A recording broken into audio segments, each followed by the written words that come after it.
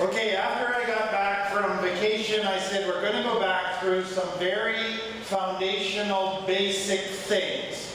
And so I decided I'd just do a very quick study of the 12 steps. And it is only a tool. It is not the only thing that we teach by far, but it is a very useful tool. So last week I introduced the 12 steps, and tonight we're going to look at step 1. But let me just review what I said last week.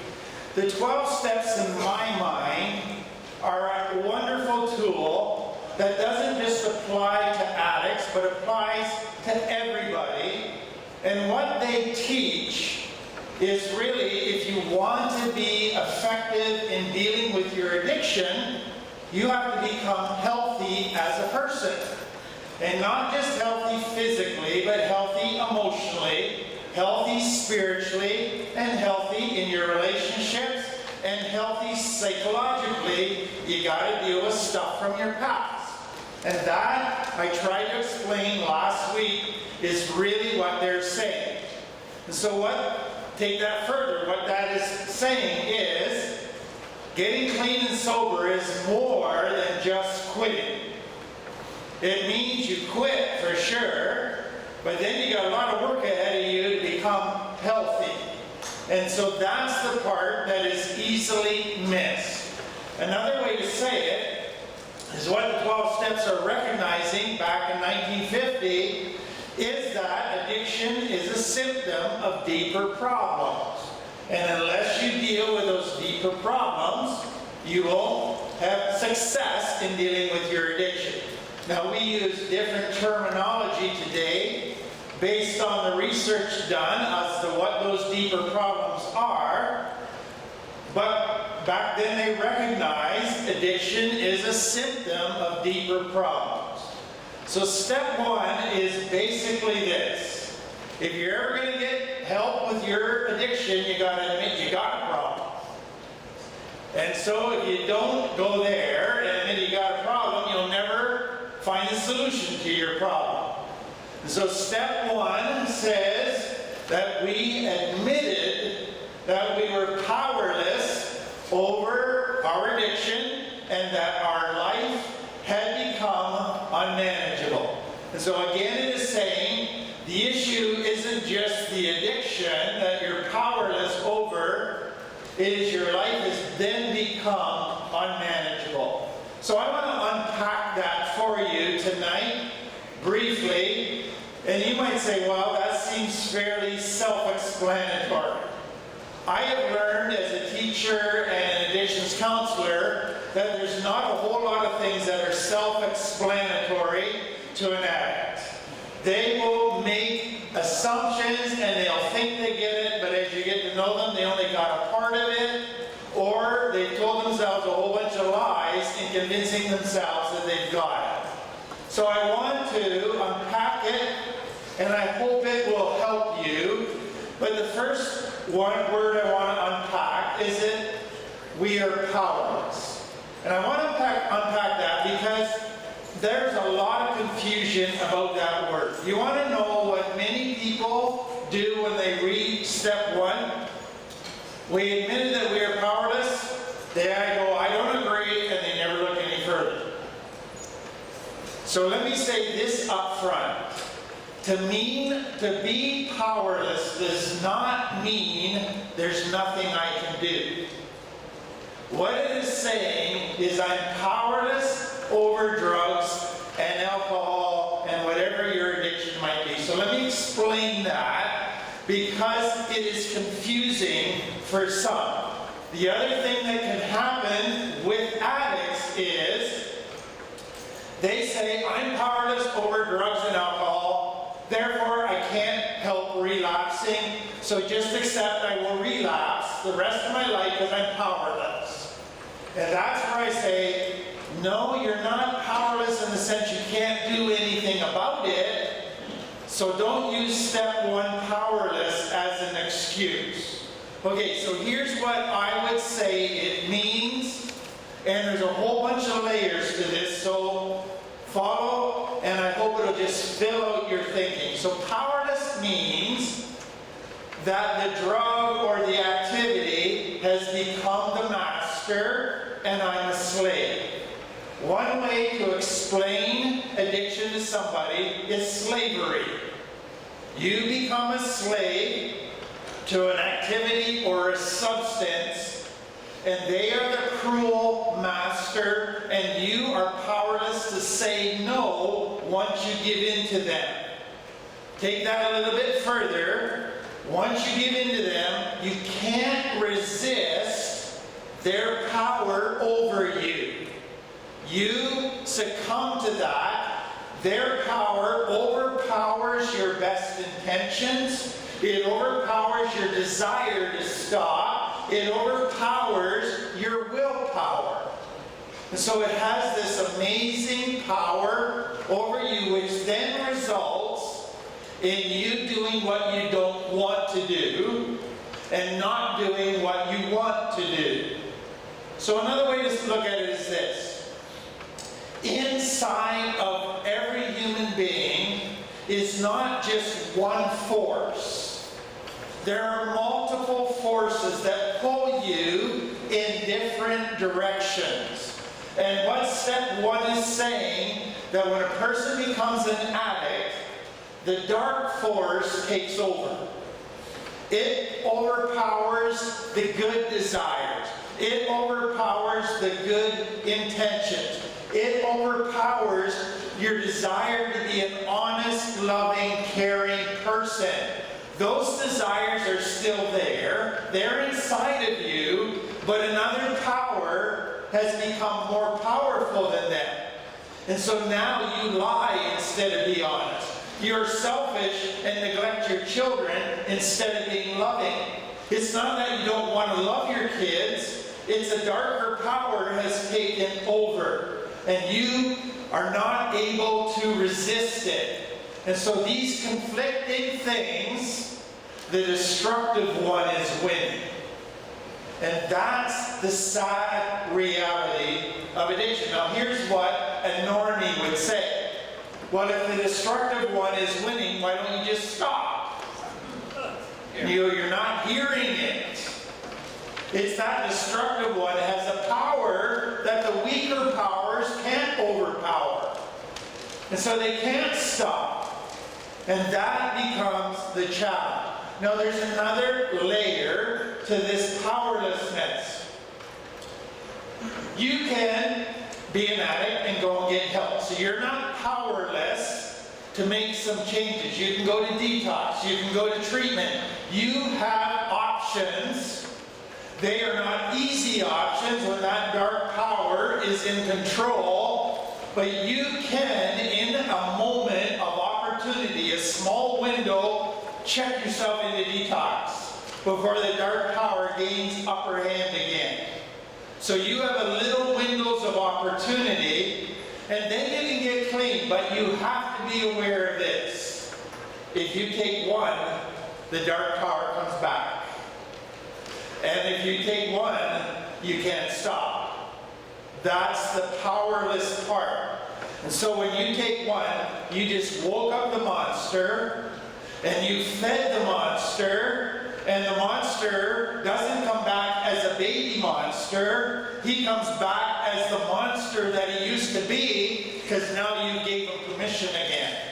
And he takes over, and it goes downhill very quickly. Now some of you will say, well, I can take one and stop.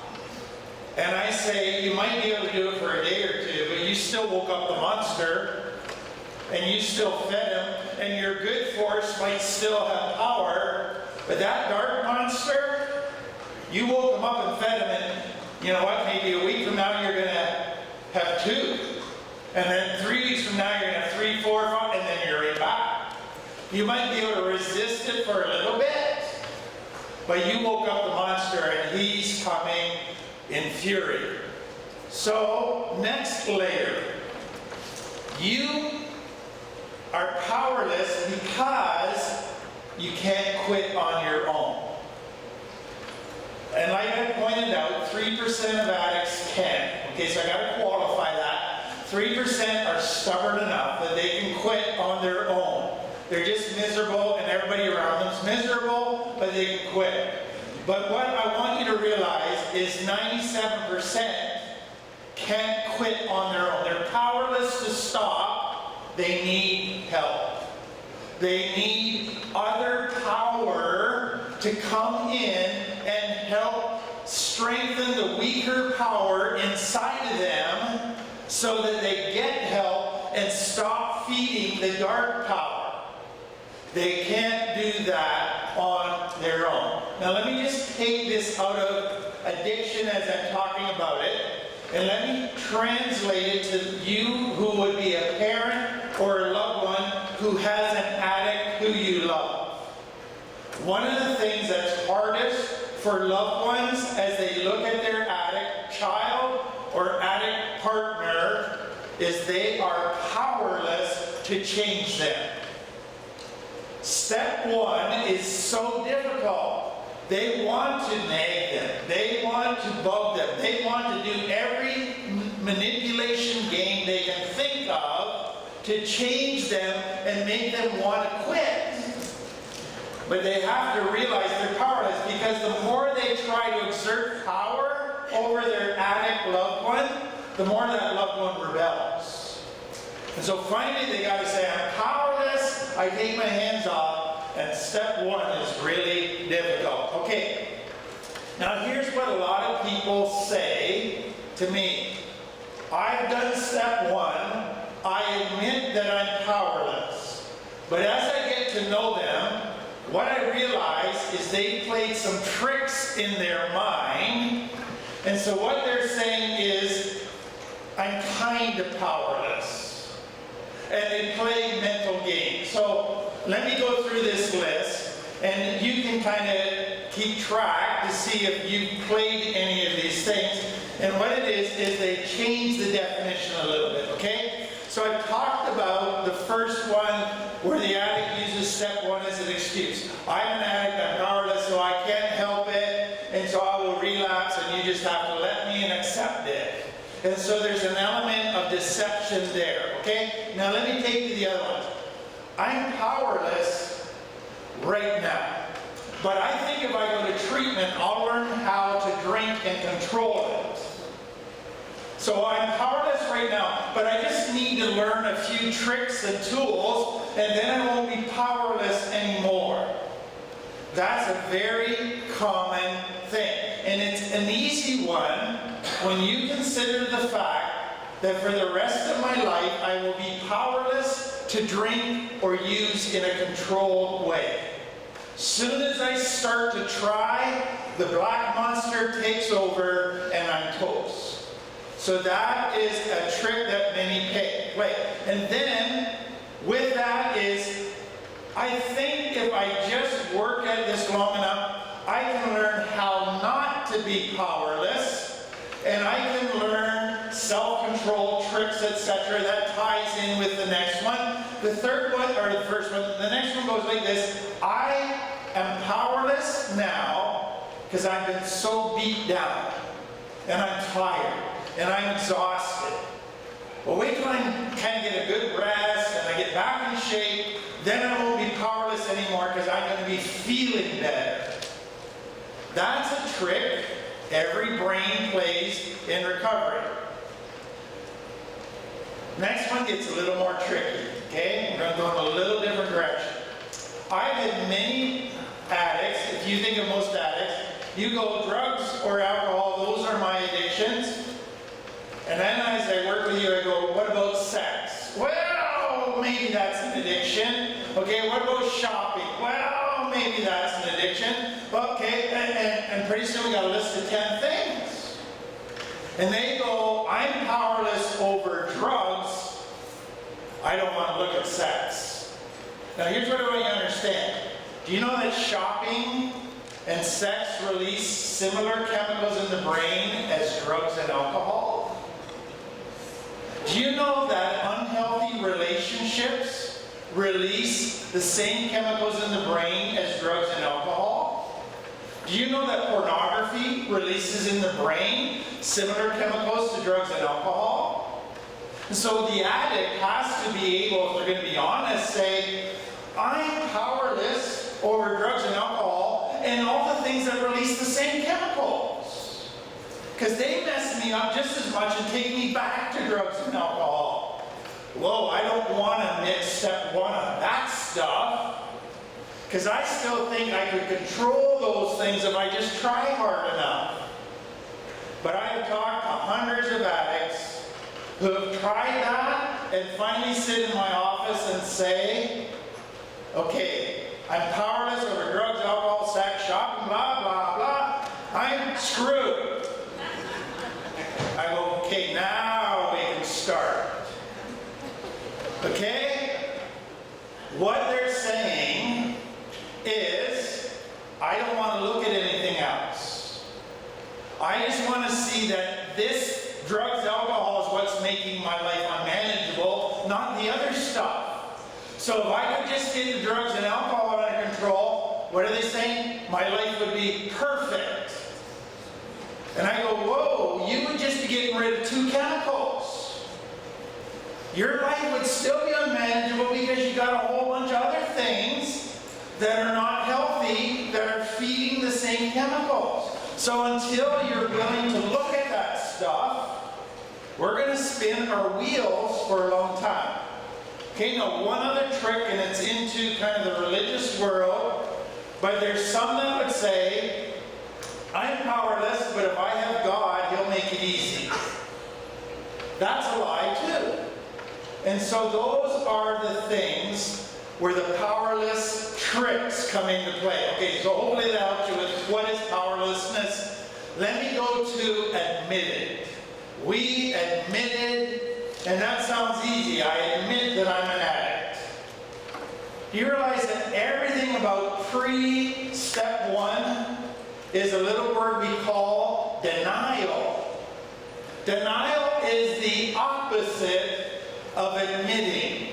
In other words, what step 1 is saying, when you are in addiction, the drugs, the alcohol, the activity, in the early days was your best friend. It took your problems away. It made life satisfying. It made life worth living. It was all that you could hope a friend to be. But then something started happening. Your friend started turning into an enemy. But your brain said, well, there's still benefits. He's still a friend sometimes. And so I don't want to admit that it's becoming an enemy. I'll deny that part. And denial kicks in. And then you get people that say, your life is becoming unmanageable. And you go, no, it's not. Because I'm still getting some benefits from my friend. And denial, denial, denial. How hard is it to admit that your best friend for years has turned on you and become your worst enemy? That is one of the hardest things in the world to admit. And I want to show you why, okay? And there's a bunch of different reasons, so hang on again. But let me just kind of give you first the tricks we play around denial, okay? So there's overt denial, I don't have a problem. And so in the technical lingo, we call that pre-contemplation. We're not even contemplating that we have a problem. We're not even close to that. We're pre-contemplating that we have a problem. That's denial. That's overt. But there are subtle forms of denial. Number 1, I have a problem, but it's not my fault. What are you saying? I have a problem, but I don't have to own it because it's their fault. They need to own it. Well, that doesn't make sense. But that's what we do. We blame. So that isn't admitting totally. That's a form of denial. Others say, I have a problem, but I can't help it. We've talked about that already. That's excuses. But here's what you'll get as those excuses get adapted. I have a problem, but you're the one that causes me to use because you make me angry. So I can't help that I use because you make me angry. And so that excuse type of thing happens. And then I have a problem, but it's not that serious. It only affects me. Doesn't affect my kids because I hide it from them. Any of you been in recovery a while realize your kids will tell you you didn't hide it very well. Or I have a problem, it doesn't affect anybody else, I just hurt myself a little. What you're doing there is minimizing the problem. So you're admitting it, but minimizing it. That's not admitting it totally and accurately. That's denial. And that's where some people go. And then, a common one is this. I have a problem, but my focus is more, I have a lot of painful consequences. I'll readily admit I've got painful consequences, but I'm not ready to look at the cause of those painful consequences. So I want you to help me get my kids back. I want you to help me get my relationship back. I want you to help me get my job back and my health back, because life is falling apart, but I still think I can control my using. So I'll admit I got problems, yes, but not the real issue. And that's a common one. Next one.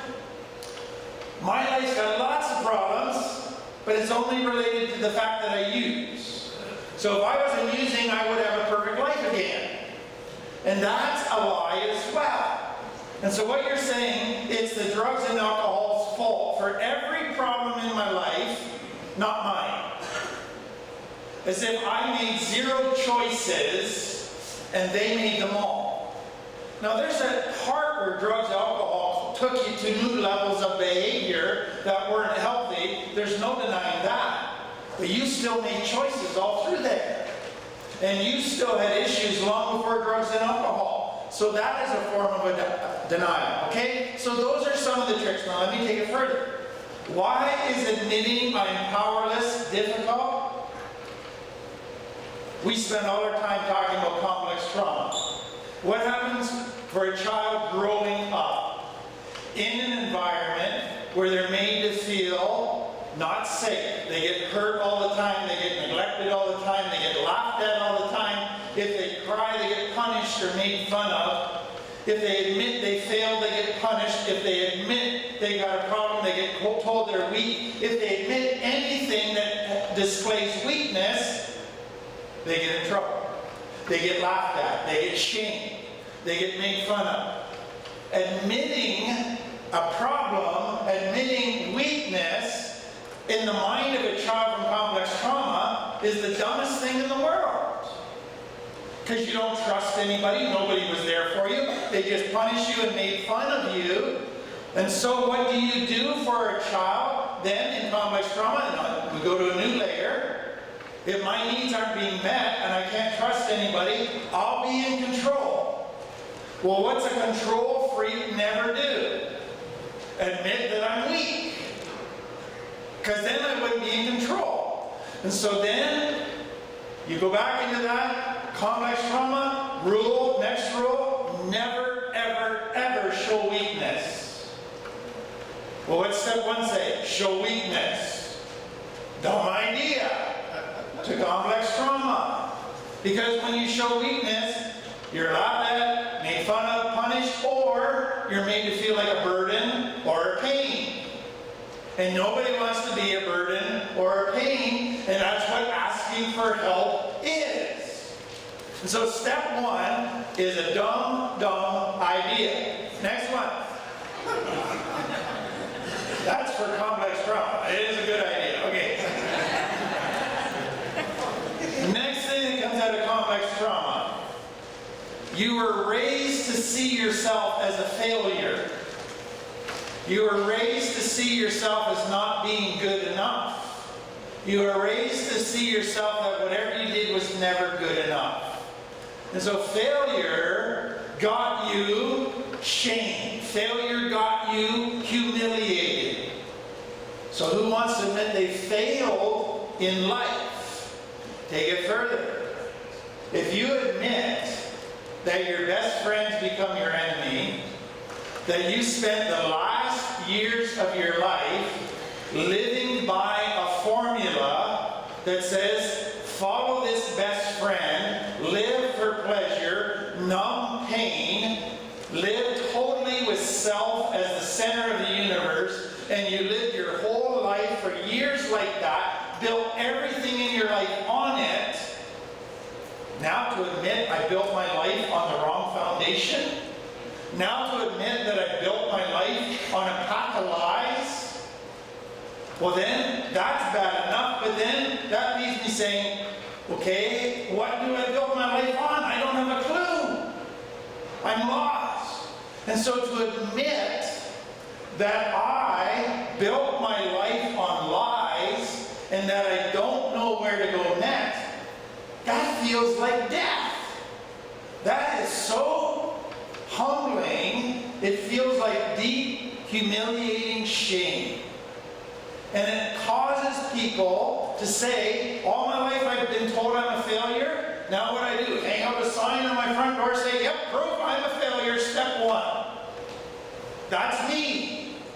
That is a hard pill to swallow. And so that is what happens with many people. And then, if you hang around me or here too long, you go, whoa, I thought drugs and alcohol were my only problem. Are you saying I got a whole bunch of other things that feed the same chemicals in a sick way? If I admit I'm powerless over drugs and alcohol, but then my life is unmanageable, are you saying I might be even more screwed up than I already think I am?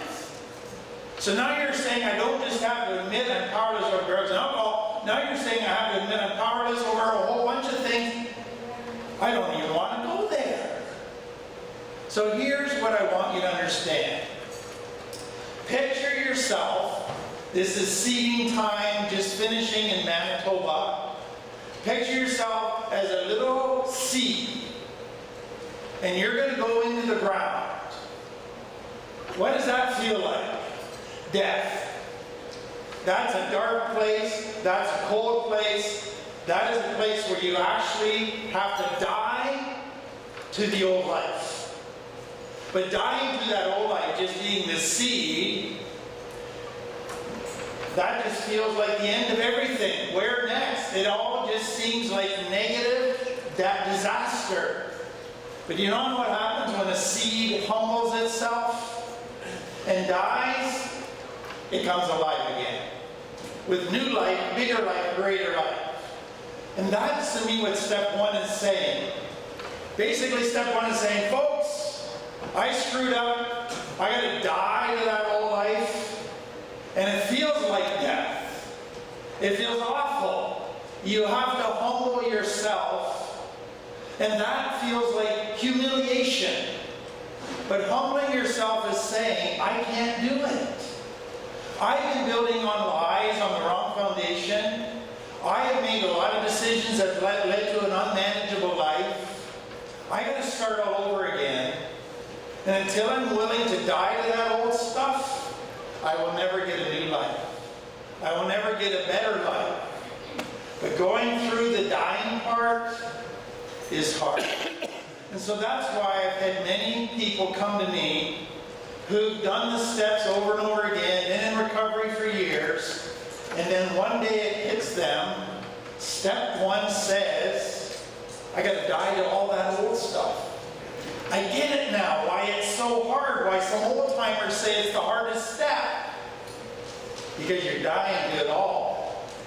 And that is scary, scary stuff. So let me just end with this, because you're going to say, well, that was a very encouraging talk.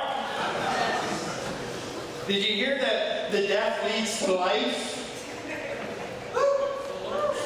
And did you hear that this is step one, we got 11 to go? But you can't